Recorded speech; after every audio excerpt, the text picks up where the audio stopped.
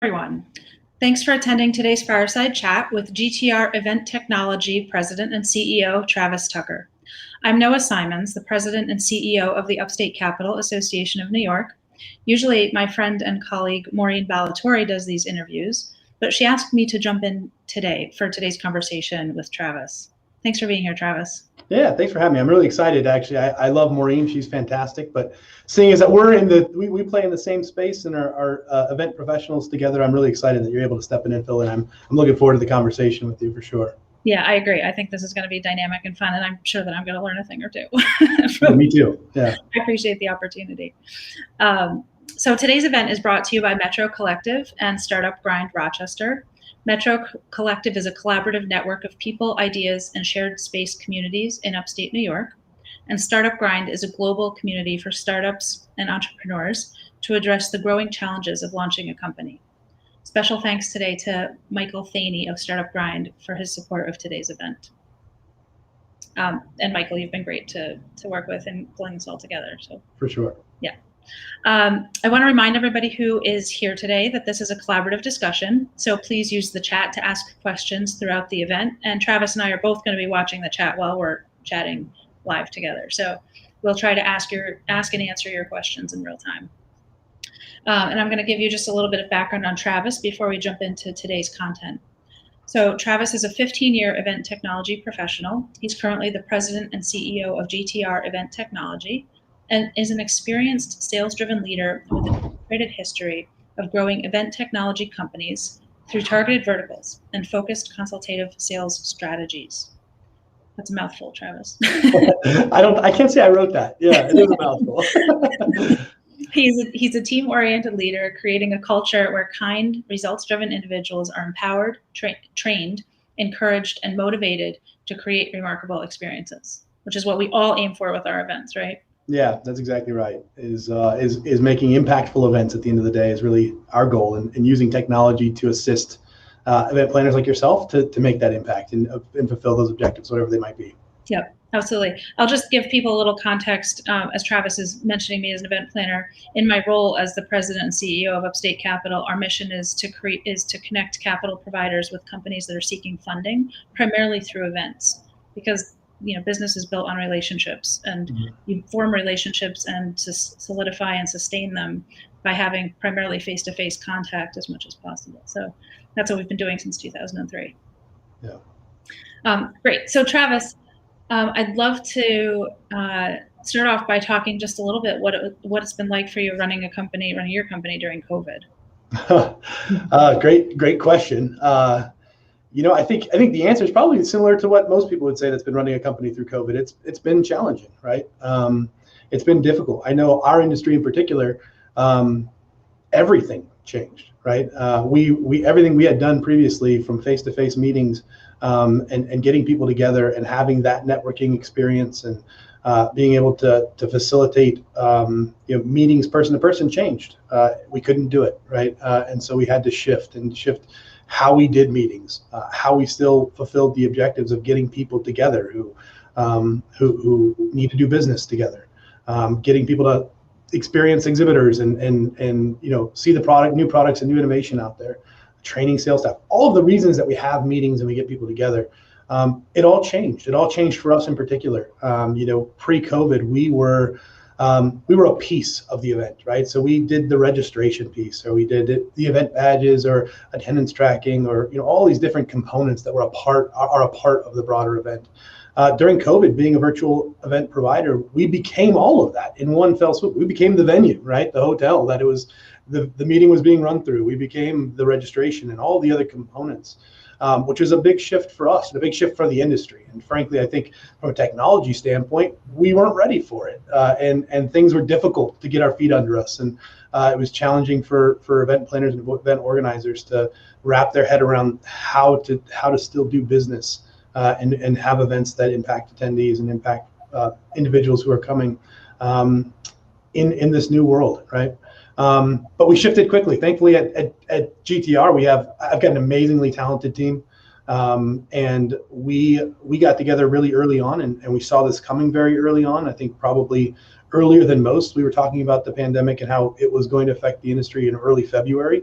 And we just kind of saw things coming. We got in a room, we took all the data we had, and we moved and we shifted. We moved quickly in the direction, and we're able to, knowing technology like we do and knowing events like we do, we knew we could move quickly into what we thought was coming, and we made that decision.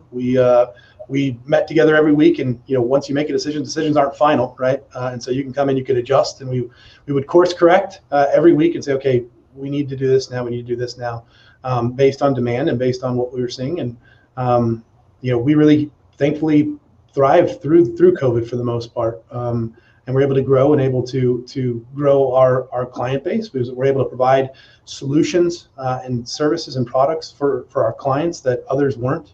And really, help the industry through this, which is really our goal at the end of the day from a technology standpoint. We've been around, GTR's been around for about 25 years. You stick around because you've got relationships and because you care about the people in the industry, and that's really what we did. And hats off to the team. We did well through it and have grown through it. So, but we can't say it was easy, right? Just like everybody else, it was a challenge. Yeah. I'm wondering, did you beat your projections when you looked sort of year over year, where you We thought? Sure did. Yeah, we sure did, which is crazy, and that includes having about a 60-day period where we didn't have much revenue coming in at all. That kind of late February, March period, or even early April, events weren't happening because everyone was like, okay, what are we doing? And then with the pandemic as it was, we all thought by the 4th of July everything's going to be back to normal, right? And so it didn't happen, and it made for a really crazy fall and end of the year. But it was challenging. What about on your end? Leading it from an event, what shifts, what things did you have to do? How is it from your perspective where you've got all these in-person events and you had to make that switch? Yeah, well, similar to you, we saw it coming early. We were talking about it internally. We were talking about it with our board of directors. We did actually host an event on March 12th, which was literally the last day. It was a Thursday, and they closed down the state of New York on Sunday. So it was literally the last day you could actually hold a professional event. And funnily enough, we had a guy an economic forecaster as our speaker. And he was saying, look, COVID's coming and this is going to be a crazy ride. So, of course, that is how it's happened. But as an organization, we pivoted early. We doubled down on delivering really exceptional content, and we doubled down on technology to enable one-on-one networking. Yeah. And because I knew that our core value proposition as an organization is that we provide networking opportunities, but you don't attract people to networking opportunities without great content. So we paired those two. We did a little experimentation to validate that thesis, and it is accurate. Yeah. And so we've actually been able to grow our membership and grow our event attendance because we now are able to reach people outside of upstate New York, and nobody has to travel to Syracuse and Rochester and Buffalo to actually look at startups and to network with the private equity community. So it's actually overall been a positive for us. No, that's great. And I'm excited to hear that because I think, early on in the pandemic, one of the things that we experienced with our clients were the question that they were asking was, how do I take my in-person event and make it virtual? Which is the wrong question, right? The question is like, how do I deliver the objectives that this meeting needs to have virtually, right? It's a similar question, but it's an entire change of focus. So many event organizers just tried to take their meeting and make it virtual, and it was unsuccessful, which is really sad because those are the people now saying, well, I'm never doing virtual again, when it could be such a great tool in your arsenal now. The really successful ones, they did exactly as you guys did. So kudos and hats off. It's that saying, okay, what are our objectives? How do we use this new tool to get there and to still fulfill that? And it's interesting. That's where we find ourselves right now today too, right? With hybrid. It's not about how do I create these two things and bring them together. It's okay, I've got this entire new thing. So how do I achieve my objectives in a hybrid world where I've got virtual attendees, I've got in-person attendees, I got to bring them together somehow. And it's a little nuanced, but it's the right question. I think you're exactly right, and I like the way you're phrasing it. I think of it as, you're saying, how do you accomplish your objectives? I think of it as, how do I deliver the value? Yeah. How do I deliver the value proposition that I promise? And what does that experience look like if you're sitting in your house? And what does that look like if you're standing in the venue that we're hosting? Yeah. You're absolutely right. We're absolutely not ever going to have events. It'll be very rare for us to have an in-person only, unless it's a small networking dinner that's on purpose set up that way. But most of our events will never look like they looked a couple of years ago. Which is exciting, right? I mean, I think that's exciting. And for those event planners out there that aren't feeling that way, my hope is that you can hit reset, because I know, especially early on, and I mentioned technology failing us, and it really kind of hurt for a little bit there because we just weren't ready for it as an industry. Speaking about the technology side of our industry, right? We didn't know, and we had so many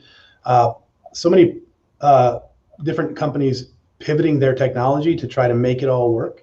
So there's a lot of bad experiences out there, but really, I think now there's a lot of really great experiences out there, and having that augmented side of your events and being able to allow, I can't tell you how many times I heard attendees say, oh, I never got to go to the annual meeting because it was always overlapping with this, my kid's birthday or whatever it was that they didn't want to miss. But virtually I could attend the whole thing, right? And broadening your audience in that way is so valuable. And it's, as you mentioned, your organization has grown through this because you've been able to meet people where they are, not necessarily having them come to you. Right. That's exactly right. I'm really curious, just because you're so deep into the space and on the technology side, what cool things have you seen people do, or what are you doing, in your own company that's really sort of making that experience from a virtual or online experience awesome?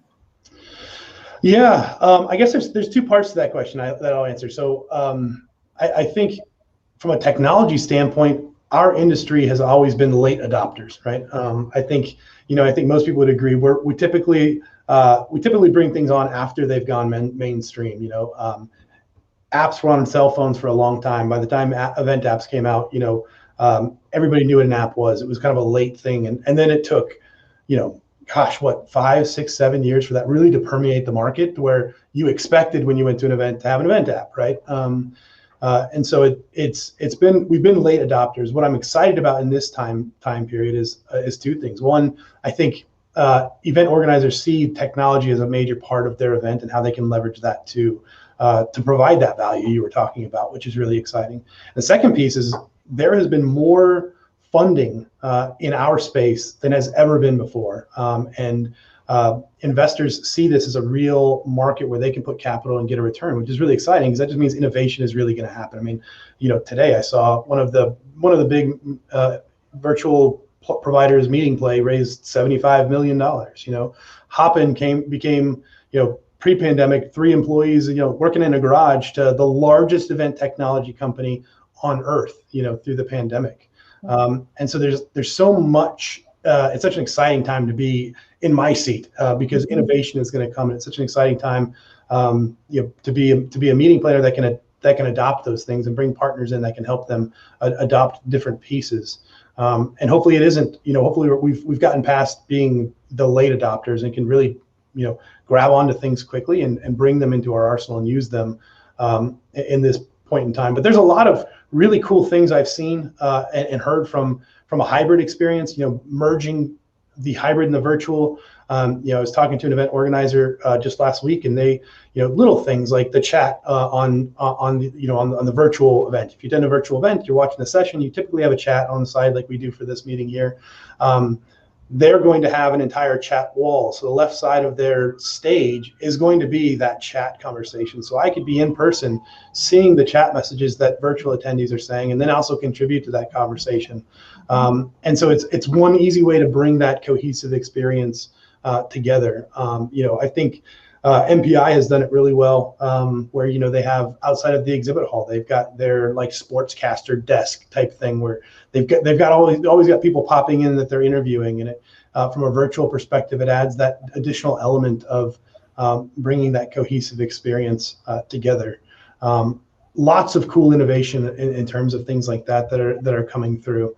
And then again, thinking about it differently, and knowing that your virtual experience isn't going to be your in-person experience. In-person has got a feel that you can't replicate. Right. It's funny, early on, talking to exhibitors, one of the biggest challenges we had was exhibitors feeling like they got the value from a virtual event, because you talk to them and they say, well, in the expo hall in person, there's so much buzz and there's so much activity and there's so much, people always walking by. And I get it. In a virtual world, typically you're sitting, kind of in a virtual room alone until somebody pops in, and you don't get that feeling of excitement. Right. And so it's changing the perception. And that was a conversation we would have with our clients and then through to our exhibitors. It's like, you have to change your perception that, what is the value you're getting out of this? You're looking for leads. If you look at the lead quantity you would get from an in-person event, the overall value you would get would be pretty even and comparable. You just wouldn't have 700 people dropping their business card into a fishbowl because they want an iPad, but you would get 12 actionable leads who really were interested in your product. And so it's kind of shifting those expectations and preparing people differently. I don't know why I went on that tangent, but there I went. No, I think that's the question you gave me there, but yeah, I think that's actually it's a super important topic, right? Especially for people like me who, I rely on monetizing sponsorship for events to support our annual operating budget at Upstate Capital. Yeah. And so understanding how to use the technology in new and different ways, and then how to communicate that value proposition to sponsors, I think is really important. And there's ways to do it that are so valuable. In an in-person event, to be able to tell you every person that walked by your booth or stood in your booth, you have to deploy some pretty expensive technology typically. In a virtual world, I can tell you that, in real time, I can tell you there's 15 people on your page right now that are looking at it. There are this many people who've clicked through and done this, and you get that engagement. I can tell you who they are, right? I can tell you, Noah stopped by your booth 11 times. Maybe you should reach out and see what she's interested in. That's a value you're not going to get in person unless you've got somebody that with a that can memorize faces and say, you've been here 11 times. What do you but you can get that in a virtual, which is just a different value proposition than in person. I think that's a really important point. Qualified leads, quality over quantity, right? Yeah, that's exactly right. And but it's difficult. That was a shift. Another was a shift in mindset where, how many of those leads, you got 700 leads, but that was just people trying to get an iPad. And how many of them were really quality? And you can get that in a virtual experience or in a hybrid experience. From an exhibitor standpoint, I'd want to be in both places. And I would have different people working different strategies in both of those locations. Yep. Because it's not the same. You have to work a little bit harder in the virtual. You've got to go after them. You got to schedule meetings. You got to find people that you'd like to connect with. You've got to track, people visiting your booth and proactively engage with them, and you'll get great results. In an in-person, it's very similar. You see a lot of times, the booths the people that just sit back at their booth and wait for people to come versus the people going out and getting and engaging people. But different strategies, and I'd want to be in both places. Yep, I agree, and I think just the efficiency of having highly qualified leads. Yeah. And when you set yourself up in the right event as an event attendee or as an event sponsor in the target rich environment that you want to be in, and then you can sort of shoot fish in a barrel. I mean, that's exactly right. Right. And you're right that it takes being proactive. It takes thinking about what you're doing differently. This is not like going to a trade show and standing in the exhibit hall. Which again, the challenging part for that is it's just more work on your part, right? You as the event planner, as the event organizer, you've almost got to retrain, your exhibitors and sponsors. Like, no, look at value this way and understand that this is going to be significant. But these are the behaviors you now have to engage in to get there, which are different. And it's just challenging. And again, that's where early on no one knew, right? And so you had to go through a couple of cycles of figuring that out and then say, okay, this is how we can get value out of this. I'm interested to see in the future, sort of as we, evolve into this fully committed on the hybrid model for our larger events, how we monetize differently in terms of, as the person who has the P&L responsibility. Yeah. How do we monetize differently between virtual and in person, and how do we then overhaul communications to drive the behaviors that we want and to create the right value propositions for the people and the organizations that support. What's exciting about that model is in a hybrid, you're going to get more data than you know what to do with. When I think about innovation in our industry for the next 10 years, what excites me is data. Data is going to become huge. And I'm not necessarily like saying scary big brother data. I'm saying the ability to know, in an in-person event, let's say I sit down and I join a session.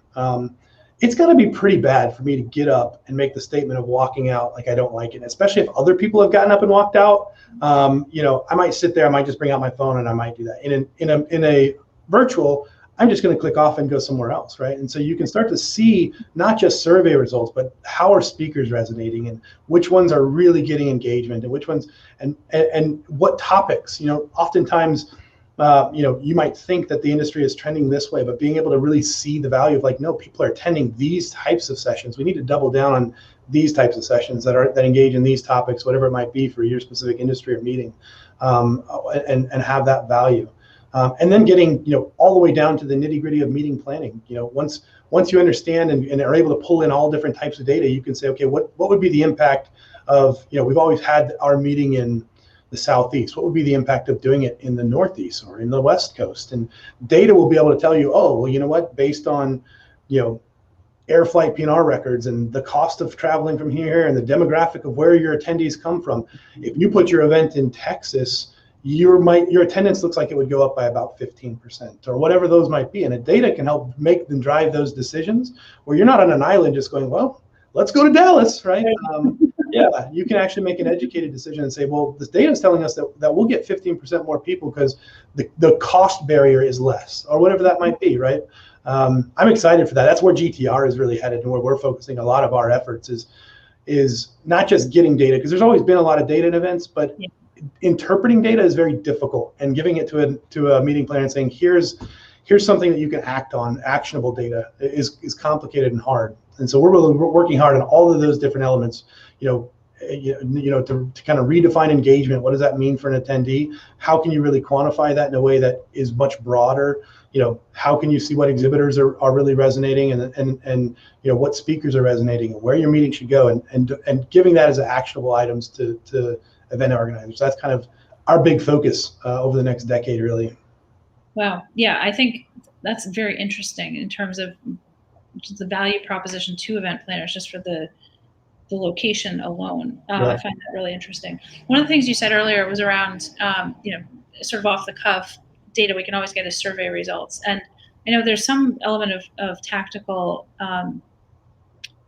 tactical action items for event planners that we're hoping to drive out of here. And one of them I want personally is what are there tricks that to get people to do surveys? Like what kinds of things do you see work in terms of driving response rates for surveys? Yeah, I would say the most successful are like our continuing education clients. You tie it to actually getting your certificate. You don't get your certificate until you fill out the survey, right? That's really successful. The other things that are really big is speed, is getting to them while it's fresh. So, having people outside of session halls with iPads, saying, hey, would you take a quick survey? That really drives a lot of that survey engagement. It takes extra effort, but in a lot of events, there's always volunteers who want to be a part of it, and getting them out there and having them do those kinds of things would be valuable. But speed is typically one of the most important pieces. The longer somebody waits, the less likely they are. Engaging them where they live, right? So, here, not just in the app, but via text message, hey, I saw you were in XYZ session, click here to take the quick survey. You're going to see a lot and get a much higher rate of engagement through those types of initiatives as well. And then, I'm always a big proponent of how you set up your survey, right? Setting it up to where it's if you want to ask 5 or 6 or 7 questions, doing so in small bite-sized chunks versus one long document, where it's like, I answered 2 questions and then I hit next and I answered 2 more. And then by the time I'm 2 pages in, psychologically, I'm like, I'm already invested in this. So I'll take, I'll answer the next 2 questions for a 6-question survey. But setting up those questions how you set up your survey is really valuable too. Yeah. That makes sense. You don't want to intimidate people, and not too many open response questions, even though often those comments are really helpful. Exactly. Yeah. Yeah. Those are some good points. I think we haven't tried anything like survey via text, and we haven't push out. So we've had the call to action during the programs, especially online, and we have it right there as an option. What about incentivizing surveys with prizes or with? That's always make it part of the game, right? If you have it on, if you've got an expo hall and you've got the scavenger hunt everyone does, make surveys part of that game as well and award points. That always works for a group of people, right? That engage in those. You've got the group of people who are diehards that get into it, and the group of people who don't, right? And don't care. The other thing that I found really successful is showing the value of those surveys. So during the next session, talking about, hey, we got a comment from so-and-so that said X, Y, and Z, and we love that feedback. Thank you so much. And then everybody, it kind of reinforces the value of like, we hear you, and not just as going in a vault and we'll use this to plan the next meeting, right? Right. But using those kinds of things has always been really helpful as well. Yep. The game is a tricky one. I'll just mention this too. The game is a tricky one. You got to set it up right, because if you set it up incorrectly and all of a sudden somebody jumps out to what even is perceived as a huge lead, your adoption rate on the game drops significantly, right? So if somebody looks like they're 60,000 points ahead, even though maybe you're awarding things on 10,000 point intervals, mentally I'm checked out. I'm saying, okay, well, the game's already won. Bob's got the game wrapped up. So thinking about how you're awarding those points is going to be a big deal, to make sure that you keep things. The perception is that it's really still a tight race and you're right there, even if you're not. Right, and so I guess you probably avoid that by not allowing too many points for any one activity. Yeah, exactly. Or low point values, right? So instead of awarding things by hundreds, award them by ones and twos. I'm a big proponent of, like, especially the expo hall. You can upsell the game and say, hey, for the premium package, your booth is 5 points, right? And everybody else is 1 point. And so there's that extra incentive, like, I get 5 points by visiting GTR's booth. I'm headed there right now. Yeah, right. Which then runs the risk of maybe your leads aren't as high quality. Yeah, which again, I always say too, and game, the game piece too. If you're doing it with exhibitors, the value is getting the exhibitors to be able to give their pitch. And so oftentimes what I tell our clients is, build your game to where the answer to the question that is about that exhibitor is in the pitch that the exhibitor is going to give. It's not just walk by and scan a code on their table, because really there's no transfer of value to the exhibitor. They just see people walk through and say, where's your barcode I can scan? But if I have to actually sit there and listen to your 5-minute elevator, your elevator pitch, or even your 5-minute, and that's where I'm going to get the answer to the question, that's where there's a ton of value, that value transfer. Yeah. Interesting. I think that's an interesting point, and something that we played around with a little bit, with trying to make sure that the word or a phrase gets out in a keynote speaker, so we know people are going to watch the. Yeah, exactly. But it's the same concept, and I think that's really smart. I wonder, from a technology standpoint, you talked about data being a big piece of what you're focused on in the future. Are there other key pieces that you adopted quickly over this last year that you're seeing a lot of success with, or that you implemented? Yeah, over the past year, everything is new. That's what's difficult about that question, because the whole video medium is new. I think one of the ways that I would advise someone is, when they're looking at technology to adopt, take your time and really interview a lot of different, both tap into your planner network and ask a lot of questions there. And then meet with a lot of different organizations, a lot of different event technology planners. Figure out what it is that you need as well, because they're all different, right? You've got some event technology companies that, like, we're 100% SaaS. You're going to sign up and you're going to get a username and a password, and we're going to point you at YouTube videos. And if you need help, good luck, right? And so knowing those things, and maybe that's what you need, because you've got Jane on your team, and Jane is a technology whiz, and she'll figure this out and get through it, and that's all that you need. But if you're especially as we come into this new world where hybrid is a real thing, and it's really an event within an event, right? And it's going to take additional resources and additional time and additional people.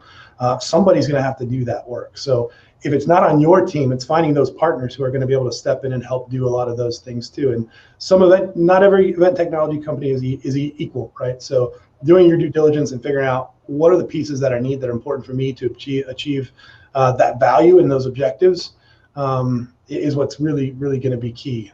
And not every platform is the same. As you well know, some of them do networking incredibly well. Others, it's all about delivering content in a way that kind of wows and makes it feel, and so do your due diligence, figure it out, really study hard, really get after it, and figure out what's going to work for your group and your event. And that might be different event to event too. Not being afraid to say, we've got a couple of different partners is valuable. Mm-hmm. Yep, that makes a lot of sense. And similar to the way I think about things, I have particular, we're having a big event where we want people to have some casual networking. That technology stack, especially if we're driving a lot of the virtual or the hybrid, might not be the right one for one where the networking is the key. key focus, and the connection and making high quality connections is the key focus. Yeah. That's another thing that I love about virtual, that you can make people's lives so much more efficient. Again, it's a behavior change, right? Right. On the part of the attendee, and that's not that easy, right? Yeah. Walk me through that. What are ways that you have done, that you guys have made it more efficient from an attendee perspective? Well, so different technologies have different ways to categorize people within. You've been able to segment your audience for a long time and say you're an investor, you're this or you're that. As we leverage technology more, we can get more granular. And then there are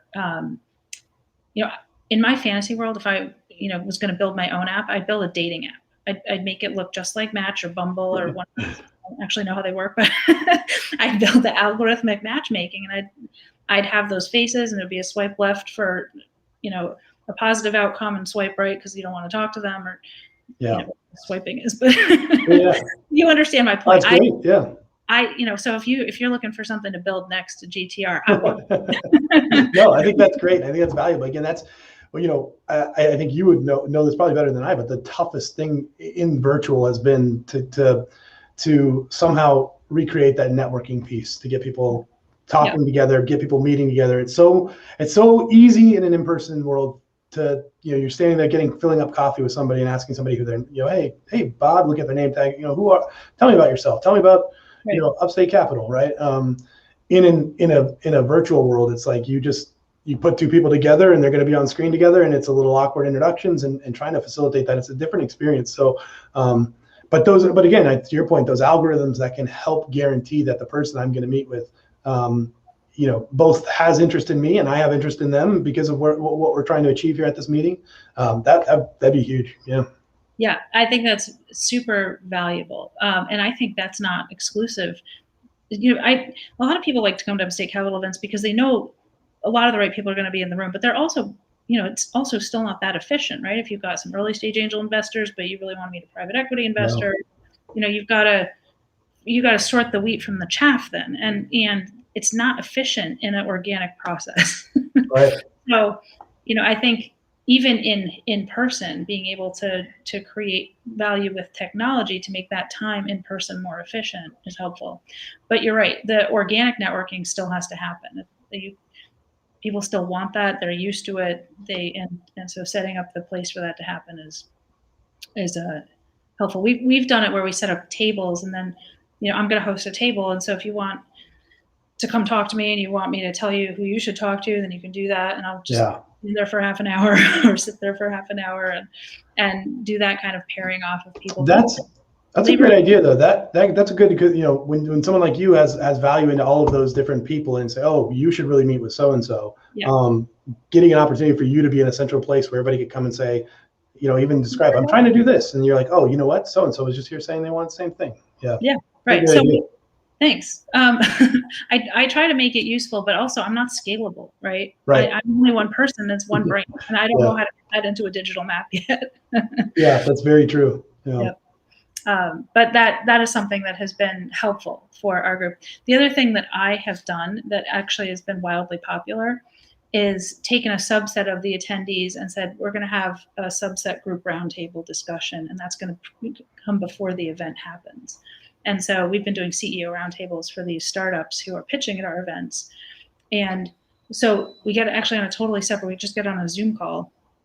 I host or I co-host with a partner a conversation that is organic in nature and is capped at 10 or 12 or 15 or 20 people.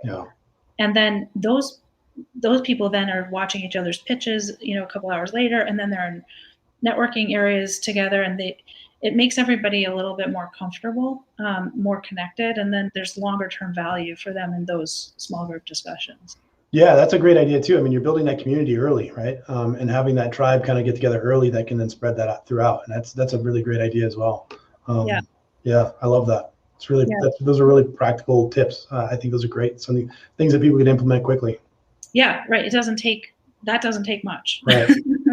And if you have a few different people who are good at managing conversations and letting things happen organically, and shutting people down who talk too much, all of those skills. If somebody can do that well, then you can run those sessions and you can cherry pick and thoughtfully curate that group to make it valuable for them. Yeah, I think that's a great tip just for those type of meeting style sessions in general is you can't throw 15 people, 20 people in a room together and not have somebody that is kind of charismatic that's leading them all and starting the dialogue. I've seen that happen a lot of times, and those meetings kind of fall flat. Whereas when you have the person in there who's got kind of the abbreviated agenda that can drive conversation, that can do all those things, those are really, really valuable. Yep, I agree. And I think developing that skill set with, building that skill set on your team so that you have multiple people makes that piece of it a little bit more scalable because it's not a heavy time lift. Yeah.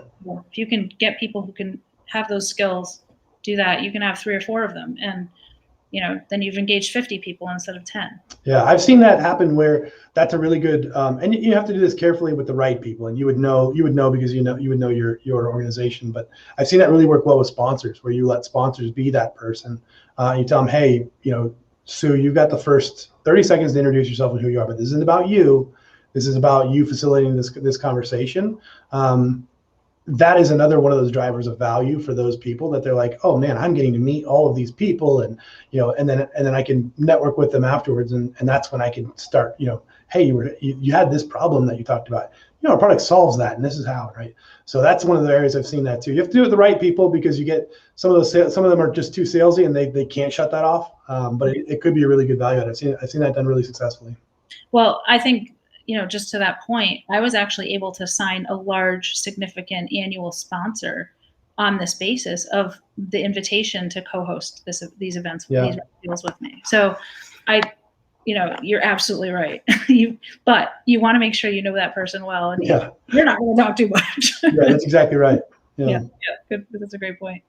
I wonder if there are mistakes that you see event planners make. I know you talked a little bit about just now, of not making sure you have somebody who can manage a group conversation, maybe not doing a great job on the content side. I'm wondering if there are other things that come to mind when you think about, oh, that's a definite no. Sure. Yeah. I think the vast majority of event planning is hard, right? And that's a tough job, and so many of them absolutely crush it and do great jobs. Where I typically see event planners make mistakes or fail, both in person and virtual, they plan the meeting that they want to attend, right? And that's often a demographic miss or a psychographic miss, which is even more important, right? And so the successful event planners plan the event that is going to provide the value for their attendees. I think when I'm often wowed by events, it's not necessarily by some really cool technology thing. I mean, you think that would be what I would go after, but it's really about, I remember attending late in 2019 a big data conference with a bunch of computer geeks and nerds and things like that, and the event planner planned the entire meeting around that psychographic. Instead of having cocktail hour where these people have to go around and try to mingle, which isn't typically that demographic, they set up arcade games, right? Multiplayer arcade games everywhere. Really small tables where it's going to be just a handful of people versus big 8 or 10 top tables. And created an environment where that type of person is going to be engaged in a safe setting where they feel safe, and I remember standing in that room going, this may be the most successful kind of cocktail networking hour I've ever seen. Yeah. Because they thought of every little detail that demographic and psychographic would use, right? And it was completely contrary to the event planner. She was a bubbly, socialite and all of those kinds of things, and I remember seeing the same thing in sales, different sales, events and things like that, where you build some competition into it. You do different things like that. So that's I think doing it right. Doing it wrong is doing the opposite. Building the event that you want to attend, or not taking those into account, or building the one that you went to and just thought that was cool and I'm just going to implement that, and it flops because it's again, those big data guys don't want to put on those headphones and then no one else hears the music and do the dance. You've seen those things where they dance. It's not gonna work for that demographic. Typically, I mean that maybe later on in the evening after the bar's been open for a while. But that's one of the big mistakes. I think the other mistake, what I'm really nervous about right now is, event planning is difficult, and I think what I've seen right now is that a lot of event planners have lost help, right? So they've had to furlough or lay people off because they just didn't have the budget they once had. And as events come back, it's only gotten more complicated if you're going to try to do hybrid. So being understaffed is really going to be scary, because you're just going to have so much on your shoulders. So if that's you as an event planner, pulling in partners, figuring out how you can, maybe if your stakeholders are saying we're not going to hire a full-time employee, figuring out ways that you could augment your staff with partners, augment your staff in different ways, share the load in every way that you possibly can, because it is a far more complex plan if you're going to be doing a hybrid event or something like that. And so not having enough help, and I've seen that time and time again, even on the virtual standpoint, where a single event planner was trying to plan a 5 or 10,000 person event, and it's just they're putting in 200-hour weeks and just burning out before the events even happened. And so that makes me nervous. The other mistake I see a lot of event planners make is just ignoring data. Not asking questions of your technology partner or where the data is coming from. Like, hey, how are other organizers using this? What are ways that I can show value to my stakeholders, right? From a data perspective. What are other things that I should be doing with data, or how should I be collecting data that I'm not right now? All of those kinds of things are I think often mistakes that I see made. Yep, I think those are really great points, and there's some nuance, right? Because different events, different stakeholders, different different needs. But I think those are great points as a place for people to start. I think we've got time if people have questions. I feel like this has been a great conversation. I've learned a lot already. Yeah. Yeah. What about you? What from a mistake standpoint? What are some that you've made that you were like, oh, that didn't work out so well, or what are some that you've seen, or that you're worried about? Well, so just in this last year, I definitely flopped a little bit with just trying to put on networking events for our members, just saying there's no content. We're just going to have a lunch hour, join in here. That is not compelling for people, so we didn't get great attendance. So I think that was one learning that I had. Just make sure you have good, compelling content for somebody. Where it's interesting for us when I think about what is our psychographic, what is our demographic, because we have investors, we have entrepreneurs, we have angel investors, we have private equity investors, and so creating a value proposition for each of these audiences and making sure we're communicating that effectively. I think there's a learning curve, right? Yeah. There's a learning curve, and then butting up against that learning curve is, if we're talking to our members all the time, talking to our email list all the time, making sure those messages aren't getting stale. So how are we sort of, and it's, once you're deep in the middle of something, it's really hard to think outside of the box that you've built, right? So I think I could do a better job of engaging people, knowledgeable people outside of the organization, to help stimulate the creativity, to help, because the one thing you can count on is change, right? The one thing that's constant is change. And so if you embrace that as your ethos, and you're not trying to do the same thing over and over again, to your point of just create the event you just attended or you thought was cool, but you're embracing change, and you're thinking about how change can happen, how it can work for you. I think it's a good mindset to use to approach, especially going into this next year of hybrid events. Yeah, no, I agree completely. And I'm really excited about that for the event organizers that see it, right? This is a cool opportunity for you to take that step back, because as you mentioned, when you're in the middle of it, you're doing the same events year after year after year, you kind of are on rinse and repeat, right? And it's a great moment in time for you to reevaluate that right now and step back and say, okay, what are we doing that's really working? And when and it's challenging, because you have to take every one of those attendee types, or those types of people coming into an account, and say, what do they want out of this? Right. What is it that they need to have, feel, data, connections they need to have made, and then you've got to figure out ways to make all that happen. But it's an awesome opportunity to figure that out again, and to look back and say, how can we do this differently? Because I think event attendees expect it. I think they expect to have to see something new and to have a new experience. And going back to the way you've always done the same exact event is probably going to be scary for you as an event organizer, because everyone else, the really great planners out there, are saying, no, I'm reinventing our meeting right now. Yeah. And this is how our meeting's going to go for the next 5 years, with different shifts here and there.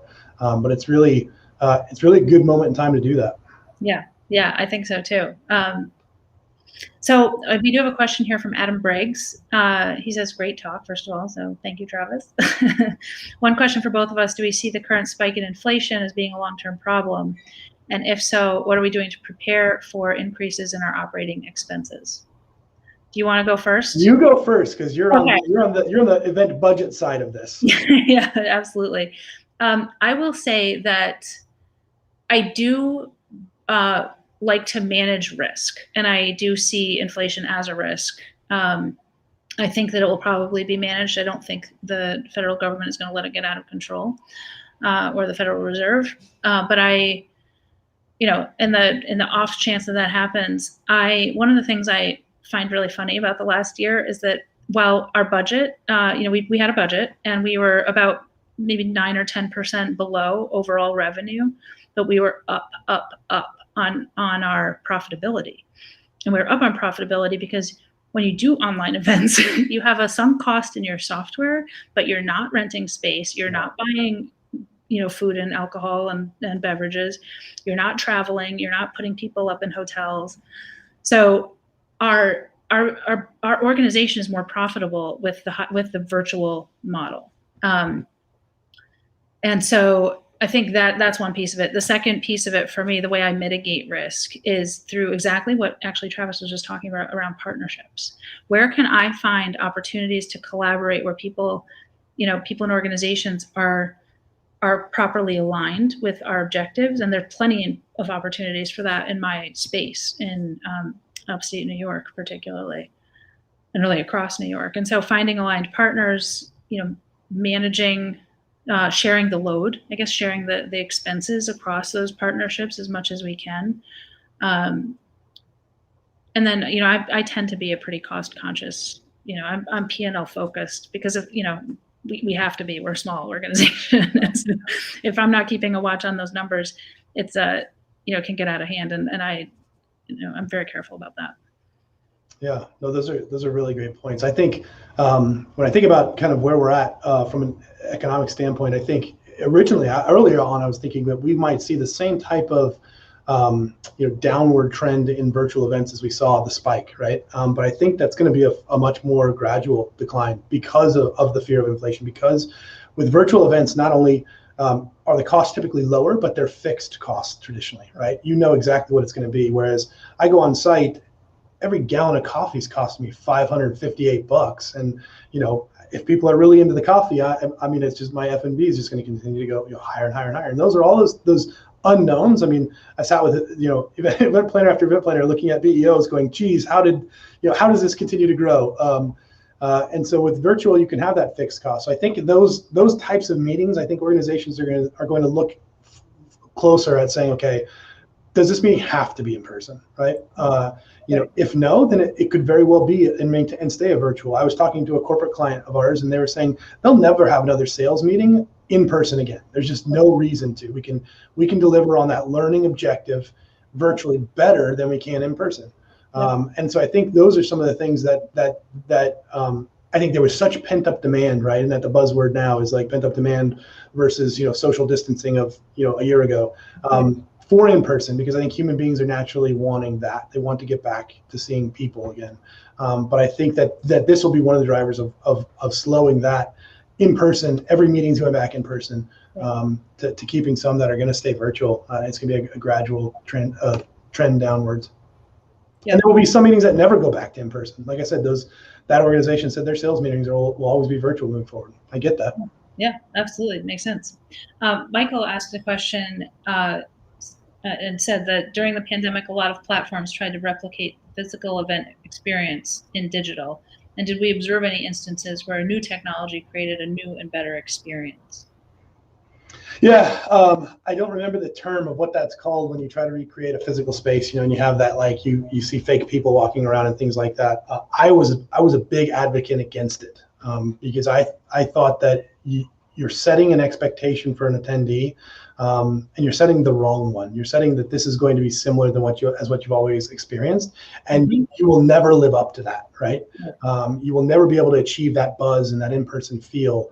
And so what we were leveraging at GTR, and what we promoted to our clients was, this is a new thing and it needs to be handled as a new thing. And I don't want it to look like a physical space here. I want it to look like a digital space intentionally. Let's make every button be intentional and every data point be intentional and everything is well thought out, versus trying to replicate again something that has been that was a physical experience. I felt like those looked I felt like they looked cheesy. It looked like something out of the mid to late 90s for the most part, and it just set your mindset in the wrong space from an attendee perspective for this meeting, and you weren't going to be able to live up to it.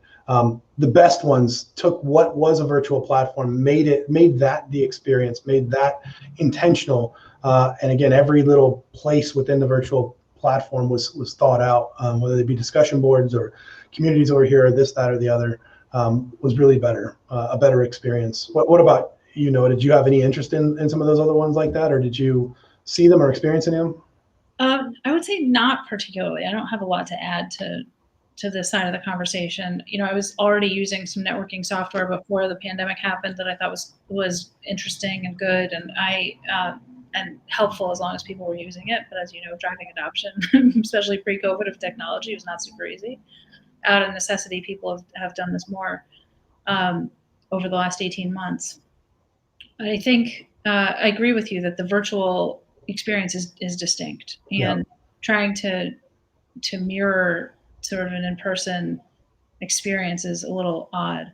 I do like that said. I do like those networking rooms where you can see the people's heads moving around.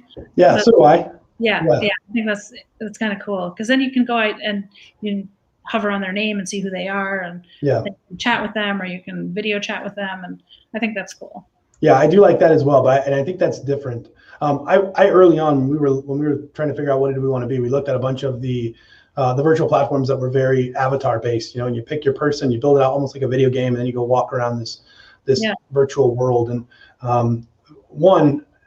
building my own avatar just feels, I don't know, maybe it's just I'm overly self-conscious or whatever, but it's like, I don't want to do that. But then I found myself, I attended a couple of events with that, and I found myself skipping walking to the next, walking to the other venue or doing something like that. And I would just click. I found myself doing it through mouse clicks anyway, and kind of circumventing that entire experience. There were some benefits to it, the ability when proximity, right? So when you got within the distance, and your microphone and camera are on, you automatically connected and things like that were, perhaps there's something there. But I think overall it's better to look at it as an entirely distinct experience. Yep, I agree. All right, I don't see any other questions coming up in the chat. Any sort of final thoughts you want to share, Travis? I kind of hit on a lot of them. Again, I hope that the industry is really excited about this moment in time. And I know I say that having gone through the pandemic too, and excitement is a difficult thing to drum up still, right? Because it's like, we're all still like, the pandemic took it out of a lot of us, especially in this industry where, we lost a lot of great colleagues. I mean, I can't tell you how many great colleagues I have that are selling real estate now, and they may never come back, right? And so we lost great colleagues. It was a challenging time for our industry, but I think there is this excitement about where we find ourselves right now with all this capital coming into our industry. New innovations are going to be coming out left and right. Honestly, as I look at the event technology companies, the really good people are the ones rising to the top too, which is really exciting. Just the people who really genuinely care and are not out to just get cash and get, but it's people who want to make change and affect change in the industry and do good things. And, meetings and events they're so powerful. I love this industry because when you get like-minded people together and they're going for a common objective, or they're trying to solve big problems, or they're trying to do big business, that's such a wonderful thing to watch, right? And we're in this cool moment in time where we can reinvent that, right? We can, I'm in a big push right now of redefining engagement, because I think the way that we talk about that word is so narrow, and for such a small demographic of people, that it really, we have the opportunity to go broader with those kinds of things. So looking at events from beginning to end and saying, what could we change? What could we do differently? How could we do it differently? We at GTR did that exact same thing with our product. We used COVID to reinvent our entire product line, because the products that we had served an industry in a different era, and they were great. And we leveraged all of that experience and said, okay, what are event planners going to need for the next 10 years? And we reinvented everything, and we redid everything. we use this opportunity to do that. And I know there's a lot of organizations and a lot of companies that have done the same thing. And so then event planners have new tools that they can leverage, and they can figure out new ways to bring that value to the people coming. And I'm really, really, really excited about that. I think it's an awesome time in our industry as things start, coming back. And I think they'll come back quickly, as they already kind of have. It'll, for the right events, it'll change. Everything will have changed, and they'll be doing new things that will really excite both the virtual attendee and the in-person attendee. Yeah, I think those are all really great points, and congratulations to you for really taking the opportunity that COVID presented to really rethink your long-term plan. I think that's brilliant and really excellent leadership. Yeah, well, I can't take total credit for it. We've got an amazing team, and so we get together on a weekly basis and say where we need to be, what do we need to be doing, what do we need to be working towards, and we pivot and we shift and we do those things, and it's exciting. It's exciting to be part of this organization. It's exciting to be part of this industry for sure. Yeah, absolutely. That's it, and that's the truth. None of us do this alone. Yeah, absolutely. Well, it's great to talk. Great to get to dive in a little bit on some of these points, and I hope the people watching have found this useful. Michael has put our websites up so that you can learn more about our organizations, and I'll look forward to hopefully seeing you again soon. Yeah. Thank you, everybody. Thank you, Noah. I appreciate you hosting this. It was a wonderful chat. Thanks for stepping in and doing it, and look forward to furthering the conversation down the road. All right, that sounds good. Take care, everybody.